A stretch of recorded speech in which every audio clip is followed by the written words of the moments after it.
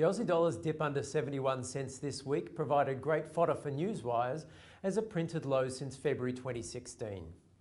But the more telling story is probably how little time it spent at such lows and that it is higher over the week, close to 72 cents. Domestically, the news flow overall was a little firmer. The fall in both business and consumer confidence was unsurprising given the turmoil in Canberra and mortgage rate rises. But critically, the Business Conditions Index actually improved in the August NAB survey to plus 15, well above the long-term average of plus 6. Australia's August employment report, meanwhile, provided a large upside surprise, with the steep 44,000 jump in jobs keeping annual job creation at a swift 2.5% and the unemployment rate at 5.3%, a 6-year low.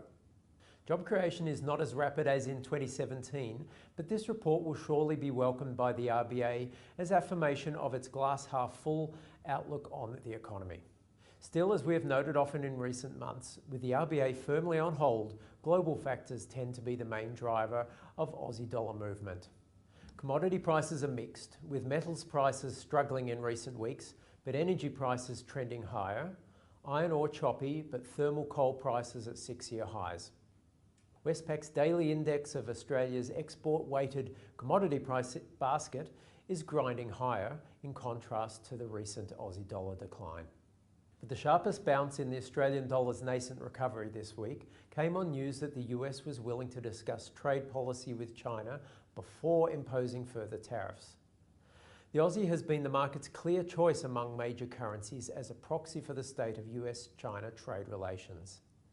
China has welcomed the offer of talks. This should support the Aussie near term, though it did slip a little when President Trump tweeted that the US was not under pressure to deal with China. In the week ahead, US-China trade talks will remain in focus. Australia's calendar is limited to the minutes from the RBA's September meeting, while European calendars are also low-key in the wake of the steady policy decisions at the Bank of England and ECB this week. In the US, there are more business surveys which should remain upbeat. This week, a survey reported US small business confidence was the highest in the history of the series, which began in 1974. However, we will not hear any more from Fed officials as they are in a media blackout period ahead of the 26th September FOMC meeting. So long as US-China trade talks are not derailed and commodity prices remain supportive, the Aussie dollar could press a little higher in the week ahead. It might be helped by the fact that the US dollar is already finding support from markets fully pricing the September rate rise, along with an 80% chance of another move in December. To rally above 73 cents, though, might require a real breakthrough in trade talks, not just their existence. We'll speak to you next week.